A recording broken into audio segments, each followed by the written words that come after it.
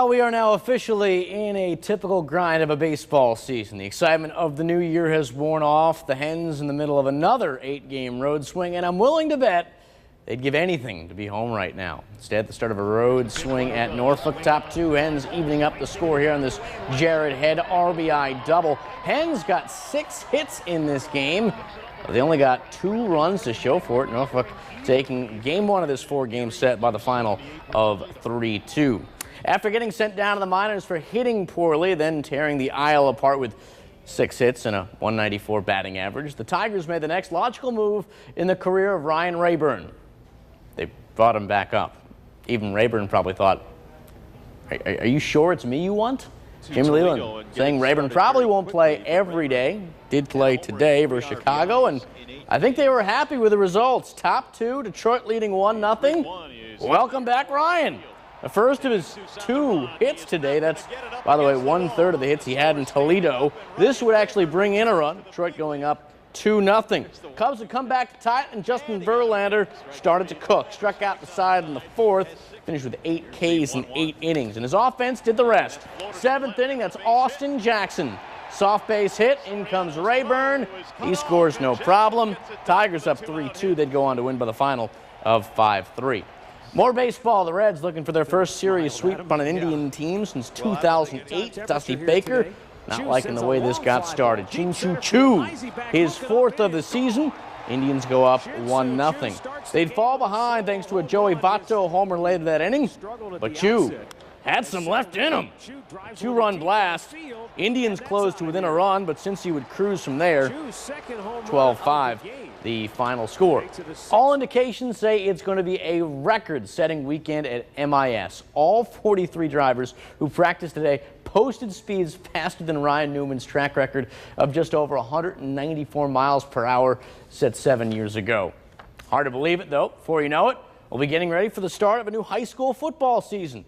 Some teams are already getting a head start. Pat Cacciardo in his first year with Springfield High School. He's had the boys out in the field since Monday. New plays, new policies, and other adjustments he wants the team to get accustomed to.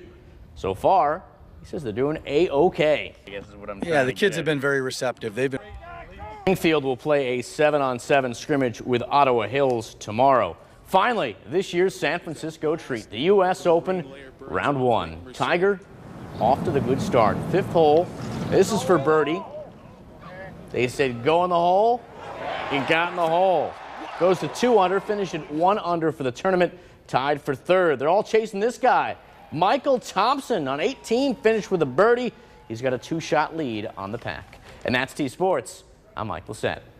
We begin with some breaking news involving the University of Toledo men's basketball team. Mike Lacett is live on campus to give us details of what's going on out there. Mike? Well, this is a fight that the Rockets still believe is ongoing and one they can win. But as of right now, here's how it stands for the UT men's basketball team. They are banned from the postseason for 1 year. They will lose 3 games in the upcoming season. And on top of that, they're losing about 4 hours of practice each week, down from 20 to 16. Now, the reason for all this, it's called academic progress rate. They had low scores taken over a 4-year period.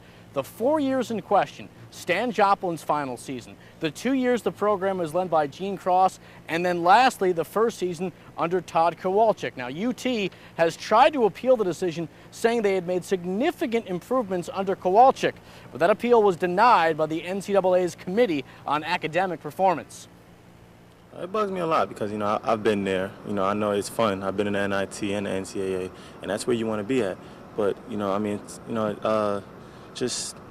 just got to take it, for what it is. The NCAA makes rules. The CAPS committee is meeting at the end of this month and again in July to talk about the implementation dates of this new legislation. So I still think that, Toledo basketball, personally I still think, and maybe I'm just optimistic, but I still think that, come July, Toledo will be allowed to play in the postseason.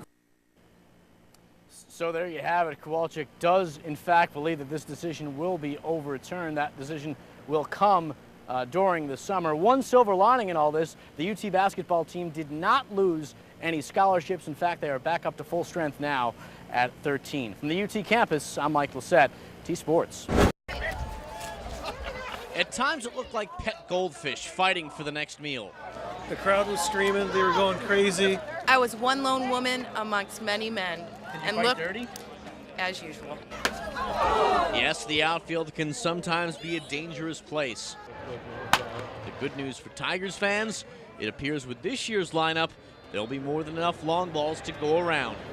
Oh, I think Cabrera's going to get 30, and I think Prince will get more than that. I think he'll be pushing 40. I mean, with them back-to-back, they're not going to be able to pitch around them. The supply is up, but then again, so is the demand. Well, hopefully I can get the ball without hurting anybody. I didn't want to hurt anybody because I knew it would make my boys' day here. If you had to hurt somebody, you'd do it, though, right? I probably wouldn't. You know, an exhibition game. If it was a regular season game or a World Series game, I might. Well, I'll tell you one thing about the folks here in the outfield. They've got hope. Not only that they're going to catch a home run ball, but they're also hopeful for a great Tigers season. This is going to be a fun year for Detroit fans and us, too, in Toledo, Ohio. Stay on your feet. These fans have the belief that with this year's team, anything is possible. Mike Lacett, T-Sports. In a lot of ways, 80-year-old Dennis Mitchell is a lot like my granddad. He moves slow, he's light in the hair, and he wears his pants a bit too high. Down. And again, though, there are some differences. Most people think anybody who does this is a little bit strange. And what do you say to that? You're right. All kidding aside, the University Heights resident is a legit strong man. Has been for decades and doesn't plan on stopping anytime soon. I think Dennis is awesome. He told me how old he was, and I couldn't believe it. I lift one day, swim the next day, and do nothing the third day. When he was 11 years old, Dennis got his first weight set. 69 years later, he's still lifting, although now, as you can see, it's much bigger things. The most I've lifted recently was a lift called the harness lift. I did 1,120 pounds. He loves the camaraderie from the other strongmen, but when it comes to his biggest supporter, that's an easy lift. There to cheer him at every event around the country and world, his wife of 51 years. It saved our marriage because I love to travel and he hates to travel. So this way we travel and I'm happy and he lifts and he's happy. He's got a strong marriage. But what else would you expect from this strong man? Mike Lacett, T-Sports. Freshman Paige Ireland knows you're watching. First, the reaction is, you've got to be kidding me. Nope, she's for real. Born with a left hand, the 15-year-old is defying the odds as the starting first baseman on the Otsego varsity softball team. I'm not really a person who likes all the attention. I'm more of a laid-back kind of person, but I don't mind it. What she's doing speaks so loudly I can't hear what you're saying. Growing up, her parents pushed her to play other sports, but softball was her first and only love. They wanted to see me succeed and do something that I wanted to do. So I don't think there was anybody who really was like, no, she shouldn't do this. Now, with the help of her father, Paige has actually come up with a unique way of fielding the ball. After scooping it up with her glove, she tucks it underneath her underarm like this. Then she takes her hand off the glove, reaches back inside the glove to grab the ball, and makes the play. It's practice. I mean, everyone has to practice, but I know I have to practice a little harder because I do have the disadvantage. But it appears all that practice is paying off. In just her first season with the team, she's hitting .306, and she's already thinking about a much bigger picture. I kind of want to make it farther than high school ball, maybe going to college and maybe even the pros. Think it's a long shot? Well, Paige Ireland would love to prove you wrong. Mike Lacett, T-Sports.